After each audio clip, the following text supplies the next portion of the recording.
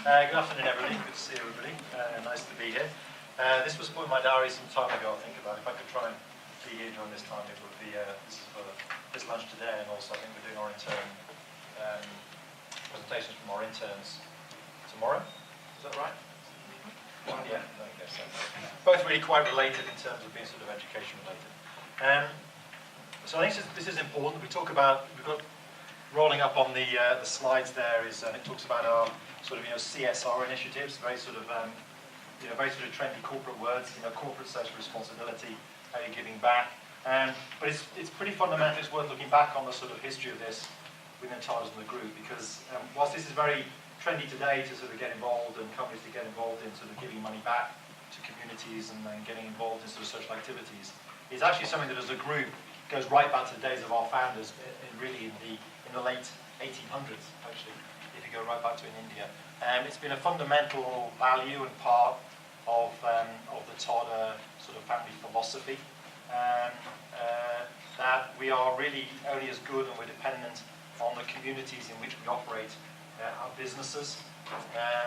One of the fundamental tenets of the founder, which is often still used. I was at a conference in Mumbai two weeks ago with our current chairman, Cyrus Mistry, and again we were still quoting the same thing, which is to give back from where it came, which is the fact is that so it comes from resources, the operations, the people, the skills that we use in our communities to operate our businesses, and then to serve wider society, which is a fundamental part of what Tata is all about. And I don't know how many of you know, but Tata is a sort of a loosely, we're sort of more of a federation really. We're not like a sort of classic sort of US type sort of corporation. We have over 100 companies, and 2/3 of the main shareholding operations, which is the Tata Group, 2/3 of the shareholding that is owned by philanthropic trusts. So actually, the majority of ultimately what we do and our profitability, whatever, ultimately goes back into society, sort of community. So it's something that we've been exploring, how we do more of, and certainly the group that's involved here, their names appear up on here, sort of 4 or 5 people who sort of drive our CSR program here, and sort of know my sort of commitment to wanting that. And I drive them to how do we do more, really. I think it's something they weren't quite used to a few years ago when we started, but how can we spend more money, how can we do more things, really. And one of the areas was very important to the group, and to me it was the whole point of education and sort of training as being one plank of our overall sort of community program.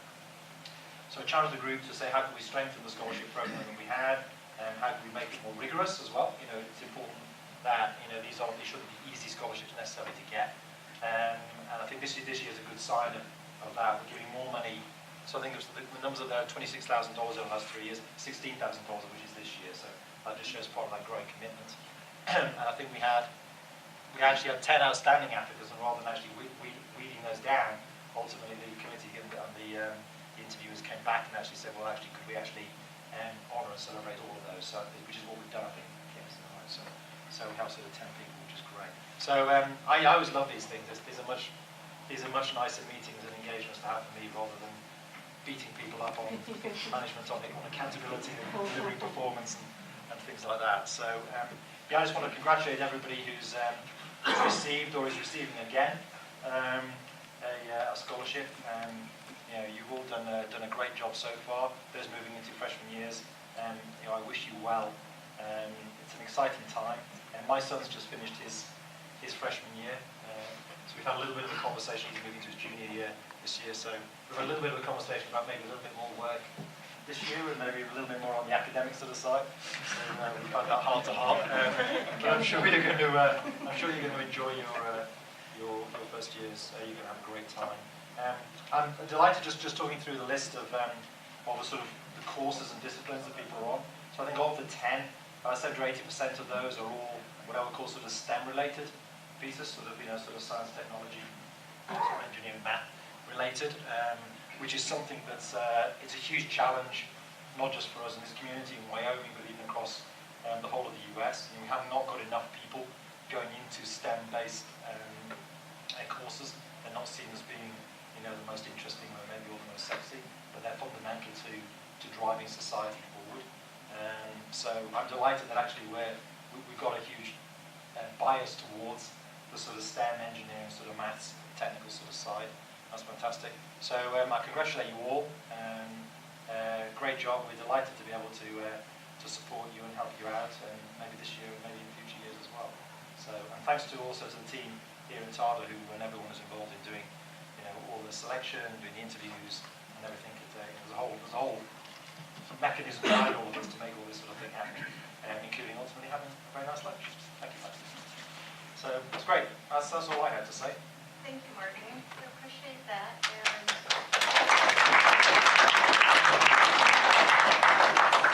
And we'll move right into Sabaleel, Vice President of Manufacturing.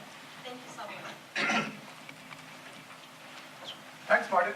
And it's wonderful to be here amongst all young faces. And the investment in the youth is something that I guess any enterprise which wishes a long life for themselves in the years ahead needs to do. There is no choice. So I was listening into what Kim was saying, that what's the piece of advice that one can leave. I had read somewhere. I guess all of us have heard of Charlie Chaplin, right? And though he was an English comics, he was a pioneer of that silent comedian days and that era. And apparently there was once a contest of Charlie Chaplin lookalikes, and in which the actual Charlie Chaplin also participated. And guess what? The actual Charlie Chaplin came third. Which means, if we want to do something, nothing can stop us. We want to aspire to be something, no handicap, nothing that, I don't have this, I didn't have that.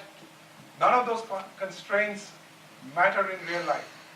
Determination, diligence, and being at it makes that happen.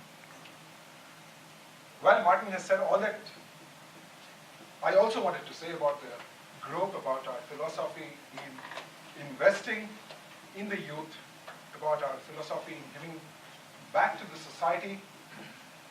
So it's wonderful that we have, in 2016, a record number of scholarship recipients, in 10 number of them. I think since 2013, we've had an altogether of 16 or 17 of them. This year alone, we've got 10, which is a great thing. We hope next year we are able to double the numbers that we are giving. It's our form to say, we are with you, do what you can do, prove yourself, do well in life. Thank you very much.